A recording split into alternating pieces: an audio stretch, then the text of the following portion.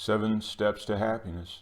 Now, these are my steps to happiness, things that I've done that I found useful, and I do think that they have a general application.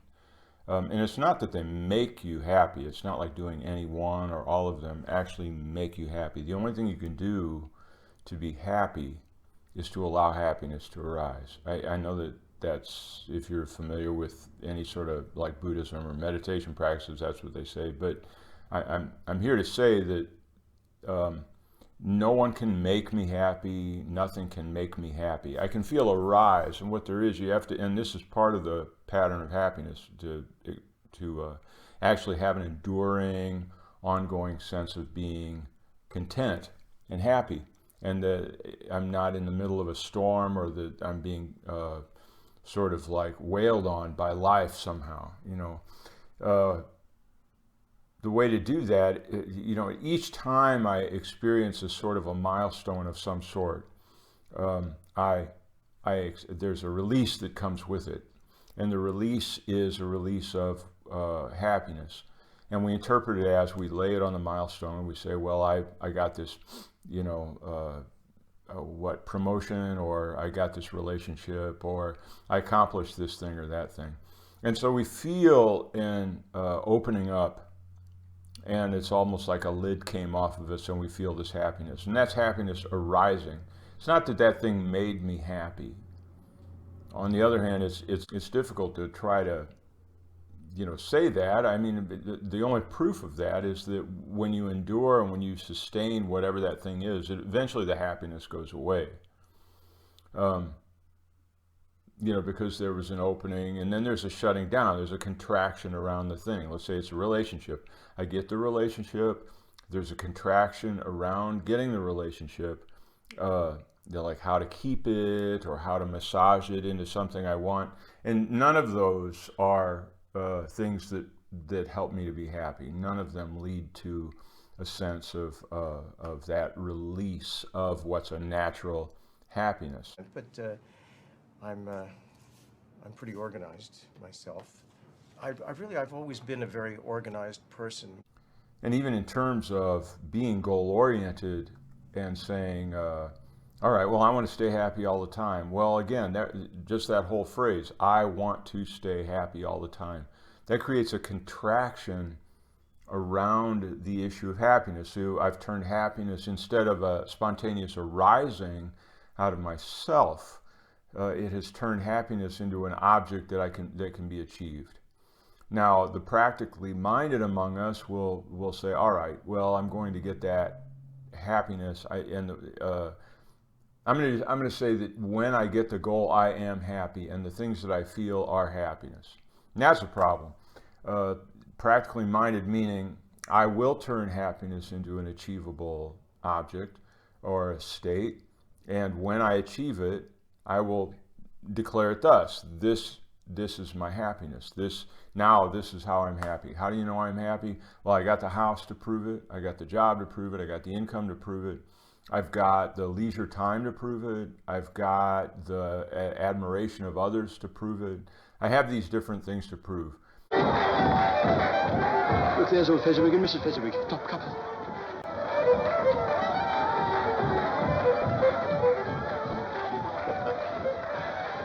Was there ever a kinder man? And yet, what does this party cost him in your mortal money? 3 or 4 pounds at most. Is that so much that he deserves your praise? Oh, but it's not that. The happiness he gave to us, his clerks and apprentices, and everybody who knew him, was as great as if it had cost a fortune. Well, we can go on and on and on. I've listened to so much spiritual stuff on this, and it's all true and it's all worthless. So let's. When I say it's worthless, I mean, it's not that it's worthless. It's great, right? It's great. But and I think that this will be highlighted in these 2 steps, which is grab an ear, number 2, and sing your song. Sing your little song. Now, to be honest with you, grab an ear is something I say, I went through that, the grab an ear thing with... in particular, I was in a particular low spot, personally, had to do with the economy crashing in 2008 or 9 or whatever it was, that it affected me like tidal waves. And it rippled out into so many things. In the same way, you know, I can say that happiness is a spontaneous arising. Well, in some ways, unhappiness feels like a spontaneous arising as well. You know, it seems to creep in from the environment. It creeps in. In this case, all the money dried up, the jobs dried up, all these things. I was in a sort of a foreclosure state with the bank. Had a house that cost too much. I couldn't pay for it anymore. The money which I had saved up was just flowing out. It was like blood, like I had opened up my veins, and I was just bleeding. And there's nothing in the relationship that was particularly good. My children are, in a sense, in their own world. I wouldn't know it because I was probably too self-absorbed with my own issues. They were having their own reaction to their parents reacting. And so it was a bad scene. You know, it was a bad scene. And at that moment, this is where I started to really do grab an ear. I did grab an ear. Now, I have a certain personality type, so I can do that with some ease. But I'm going to say, let's say you don't have that personality type of just saying, hey, I'm going to get my particular need met here, and I recognize what that need is. You enter the conversation. So one way that I really like to use, which honestly works all the time, is you just say, excuse me, sorry to bother you. Do you mind if I ask you a quick question? I recognize that a lot of times we think we need to have something to say. We think that we need to have a receptive party on the other side. I'm going to say a good place to practice this is on a telephone solicitor. I'd say that's the best. You get one of those 800 numbers or one of those area code numbers that you recognize or don't recognize, and it comes across, and just go ahead and practice this.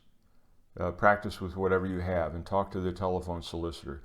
And you say, what is the purpose of, let's say, talking to a telephone solicitor or any random person in my environment? It's to establish a connection. And I said that, I think, in the 7-step sort of summary at the beginning, was you want to punch a hole in isolation. Isolation creeps up. It does. There's a spontaneous fun. Suddenly I look around and there's no light coming in. There's no holes in the shell that's starting to surround me. And when I grab someone and I talk to them, let's say a telephone solicitor, suddenly I've taken assertive action. It's an assertive action to go, you know, it's an interesting thing here. An ear, you know, arguably you can see an ear as a kind of a feminine organ. You know, I'll let your imagination wander, but the ear is like a feminine organ.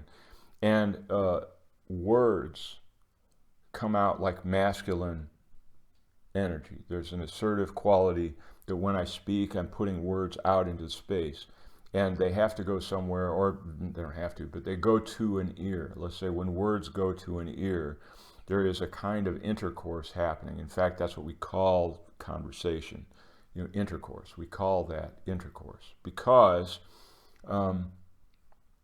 there's a give and an exchange of things. So for me to talk, or you to be with a telephone solicitor and just lay it on them, anything about work, about somebody that you have a beef with, about your own aches and pains, about a toenail, ingrown toenail, whatever it is that you've got, lay it on them. And experience not the exchange per se. This is what this pattern is about. It's not about being understood. It's not about any of the usual rules of communication about being understood or stating your case clearly.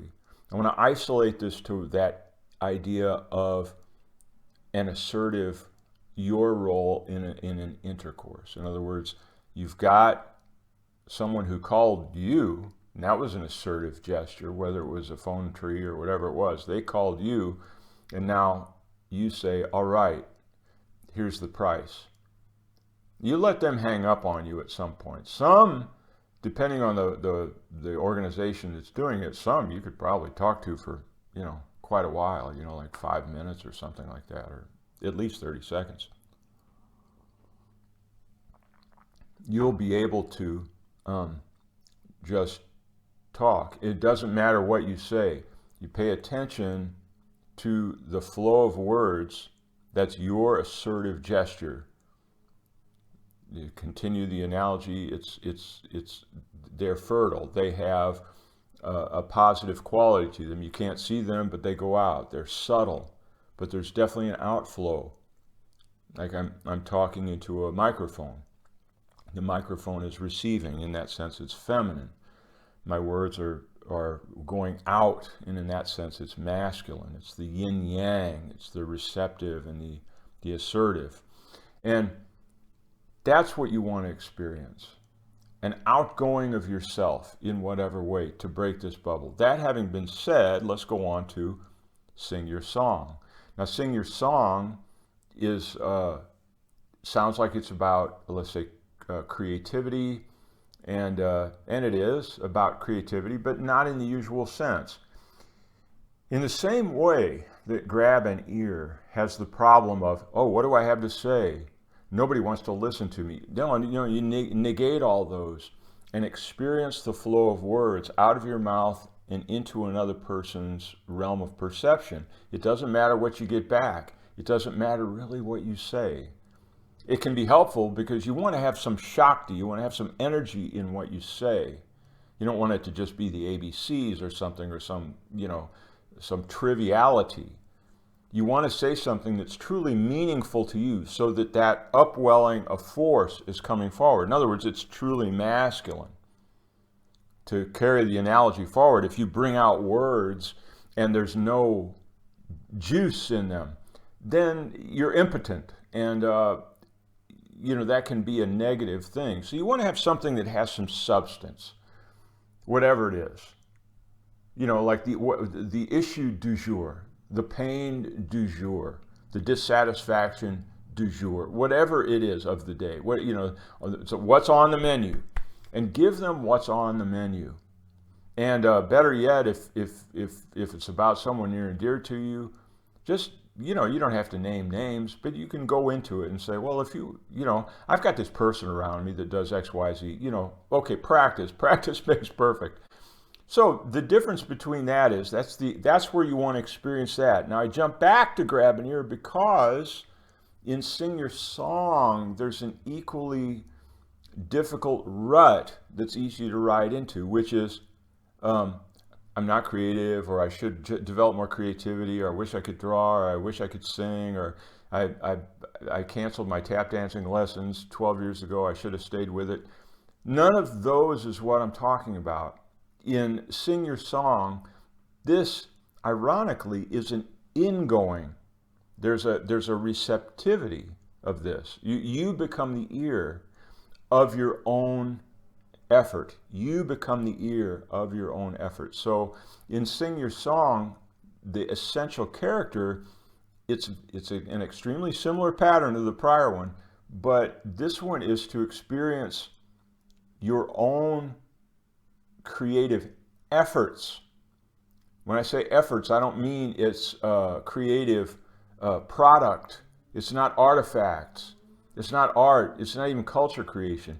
It's just like that becomes a thing. I am trying to be creative, and allow it to come back to you. Allow that to come back to you and see how that feels. See how that feels. That's the critical field there, is you are receiving. You are receiving. It's not about you putting something out there. You're receiving your own gesture of how am I creative. Now, what does that look like? Good question.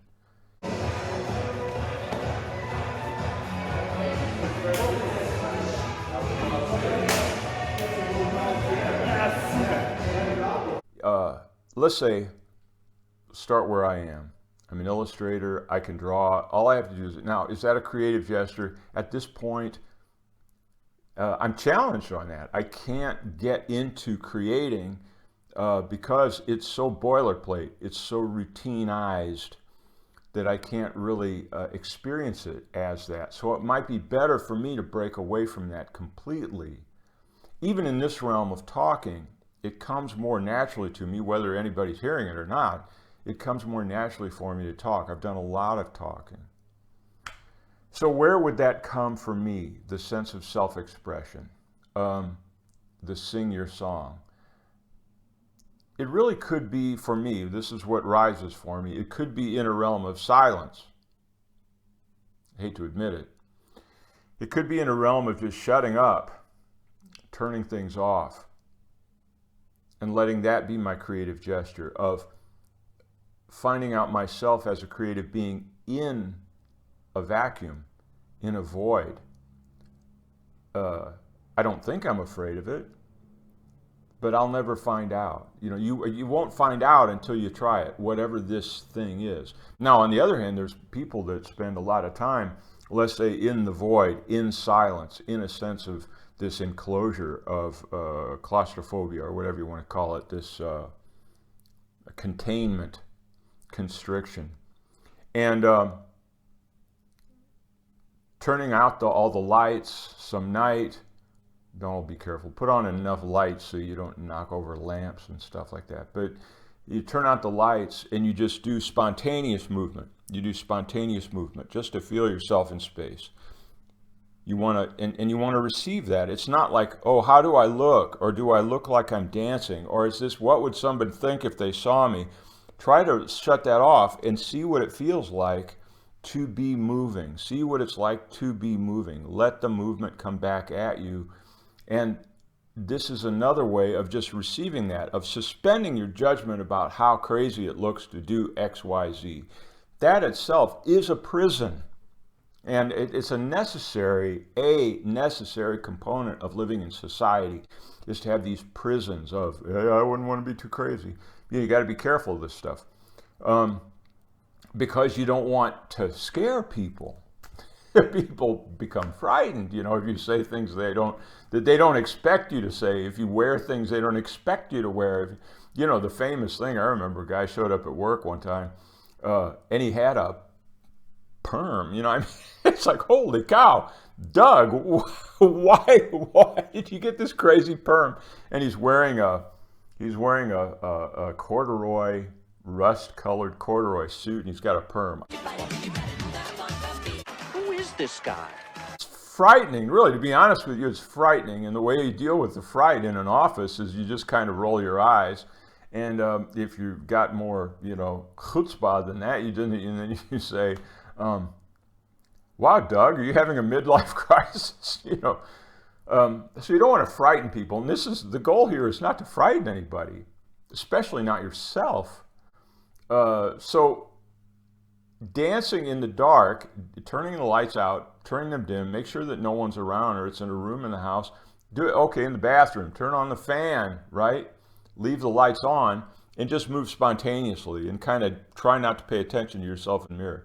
The idea here is to do a gesture of expression that's truly expressive. In other words, that will always be new ground. That's why I said, for me, illustration is not really where I can go. It's new ground for you, and to feel the way that comes back to you.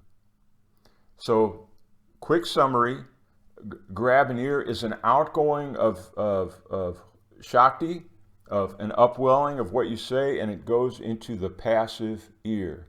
And then to sense that movement of you're taking an assertive action. Hopefully there's got a little bit of juice in what you say and it's going forward.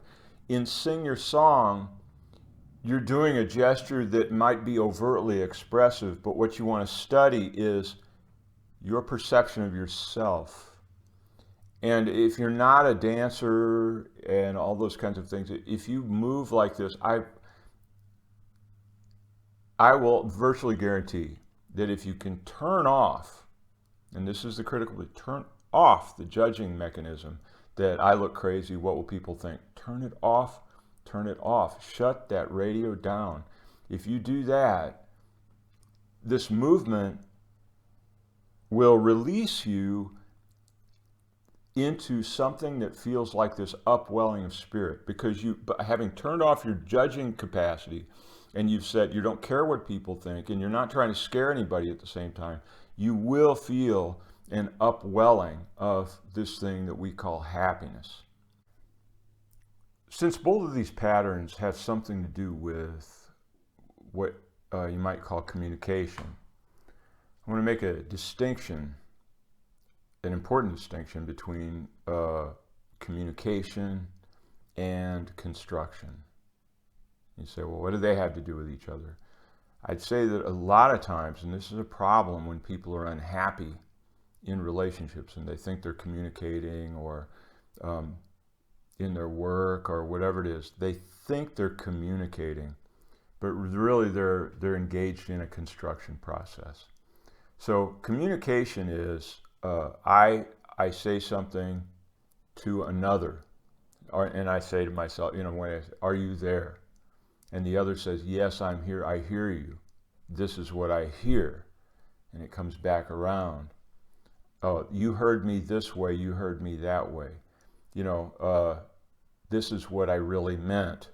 And it's a loop that goes round and round. And in an ideal way, a true communication, the other one is saying, this is what I heard, and this is what I think about what I heard. And so they come back. And then you say, well, you heard me correctly, and this is what I heard you say about that in reaction. So you start a loop. And there's actually a thing called Goethean conversation, where you engage in a conversation, you do the best that you can to eliminate preconceptions about where this conversation is going, and try to study just the upwelling that comes from you, and allow yourself to say those things, and the other person does the same thing. Could seem stilted, but anyway, the idea is to try to get away from construction. That's the purpose of a Goethean conversation, to get away from conversation or communication as a construction process. You're it. Quincy's! Anti-Quincy's! You're it, Quincy's. No anti-Quincy's, no startsies. You can't do that! Can't do? Cannot. Stamped it. Can't do double stamped it, no erases. Cannot. Triple stamped it, no erases. Touch blue, make it true. You can't triple stamp a double stamp. You can't triple stamp a double stamp, Lloyd. You can't triple stamp a double stamp. Lloyd! You guys! Enough!